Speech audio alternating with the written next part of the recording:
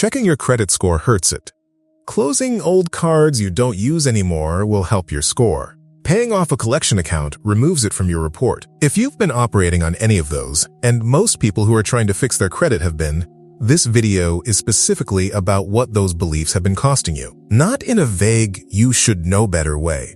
In a very specific, measurable, this is why your score hasn't moved way. Because here's what actually happens when credit misinformation spreads. People don't take wrong action. They take no action. They wait until they're sure. And they're never sure, because the next thing they read contradicts the last thing they read.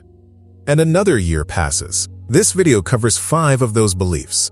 The ones that appear most often, cost the most time, and are most likely to be sitting somewhere in how you're currently thinking about this. By the end, the noise clears, and what's left is accurate enough to actually move on. Before we get to the myths themselves, it's worth spending 60 seconds on why this confusion exists at all. Because if you've done any research on credit repair, you've probably noticed something strange. The advice doesn't agree with itself. One source says pay the highest interest rate first. Another says pay the smallest balance.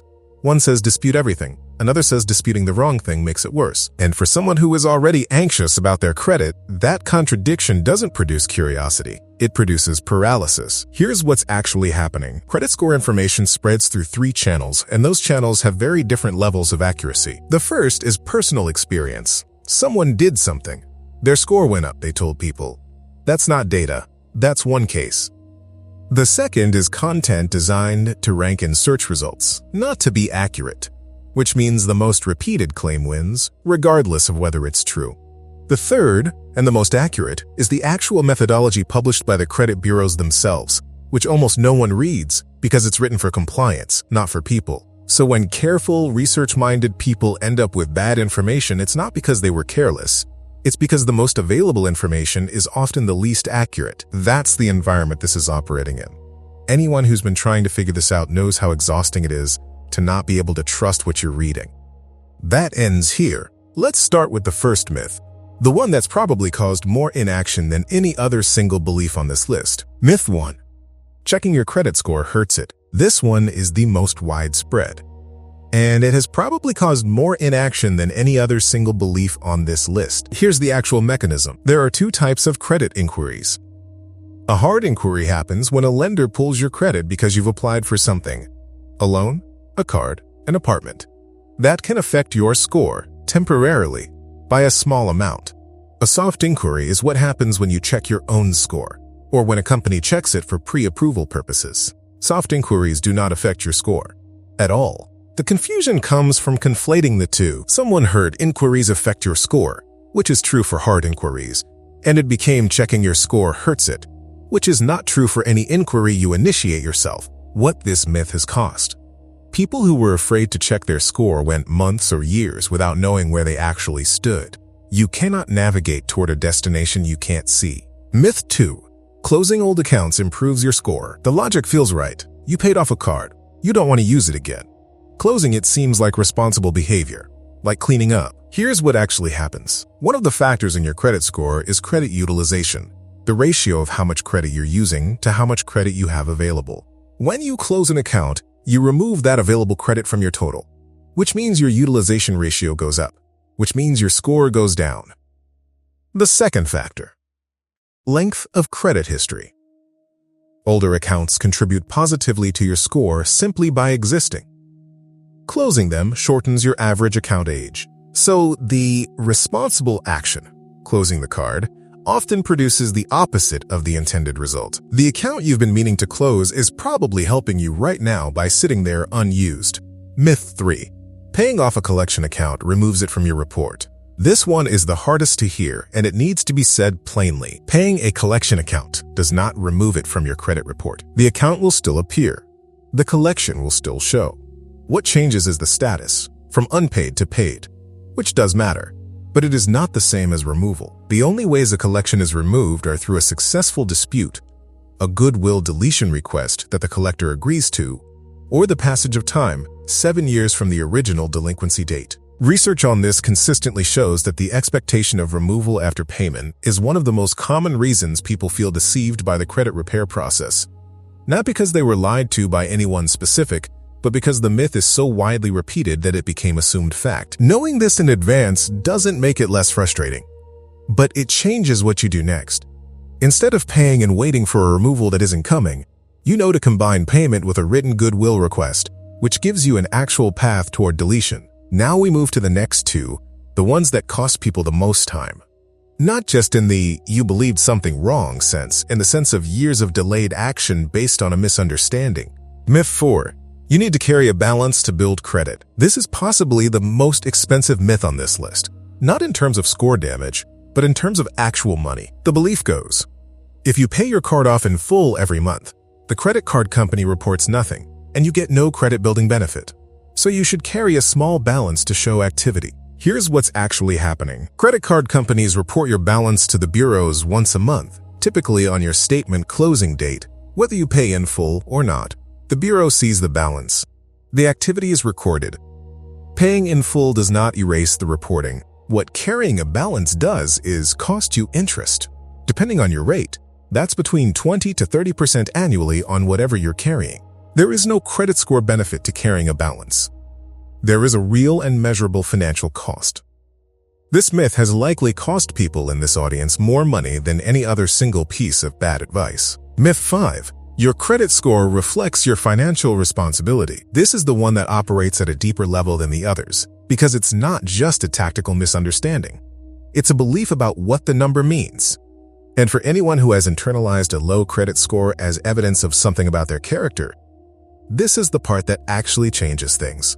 Your credit score is not a measure of how responsible you are. It is a statistical prediction of how likely you are to repay a specific type of debt, based on a specific set of past behaviors. That's it. That is the full scope of what it measures. It does not measure your intelligence. It does not measure your work ethic. It does not measure what you've been through, what you've survived, what you've carried, or what you're capable of. A medical crisis that sent accounts to collections is not a character verdict.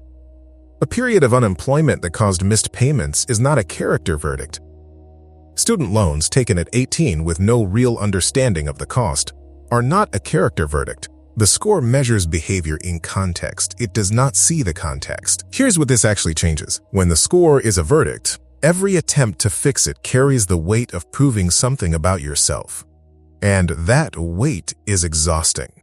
When the score is a data point, specific, limited, improvable, it becomes a problem to be worked on, not a sentence to be served. The cost of misinformation is not stupidity. It's time. And you can't get the years back, but you can stop losing more of them right now. If what this video has done is clear the noise, and now what's needed is the actual map, there's a resource in the description built for exactly that moment. It's a step-by-step action guide for credit repair that starts from where you actually are, with no jargon, no assumption of perfection, and a clear timeline for what changes when. The myths are gone. The next step is the path. Link in the description. Now let's talk about what accurate credit score mechanics actually look like, without the myths layered on top. Your score is calculated from 5 factors. Payment history is the largest, about 35%. Credit utilization is second, about 30%. Length of credit history, about 15%. Credit mix, about 10%. New inquiries, about 10%. That's the whole architecture, which means the highest leverage actions are also the most straightforward, paying on time and keeping your utilization low. Not a complicated system, not a hack. Those two things, sustained, will move a score over time. That's not motivation. That's just how the math works. Now, the internal objection that tends to come up here. My situation is probably too specific for this to apply to me. Here's what's actually true about that. The 5-factor model applies to every ficoscore, regardless of what's on the report. Collections, charge-offs, late payments, thin file, all of it. The factors don't change based on what happened. The weight of each factor might shift depending on your profile, but the underlying mechanics are the same. Your situation is specific. The framework that scores it is not, which means the path forward, the actual sequence of actions, is more knowable than the noise has made it feel. The one step for this week. Not a system, one step. Go to annualcreditreport.com, request your free report. Find the account with the most recent negative mark. Write down the date of that mark. That date tells you something specific.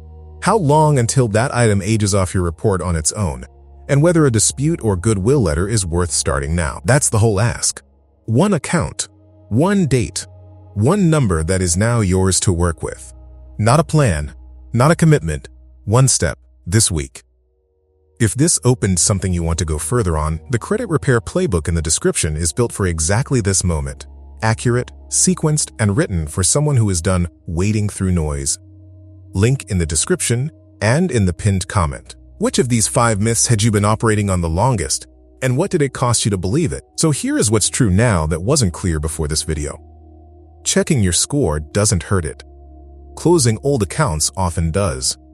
Paying a collection changes its status, not its presence.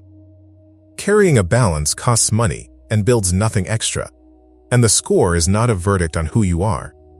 It is a limited, specific, improvable data point. The years spent operating on wrong information, the months of waiting to act until you were sure, the paralysis that came from not being able to trust what you read, that wasn't a failure of effort. That was the predictable result of an information environment designed to generate clicks, not clarity. Anyone who's been carrying this knows what it costs to feel like you're trying and still not moving. That's what bad information does.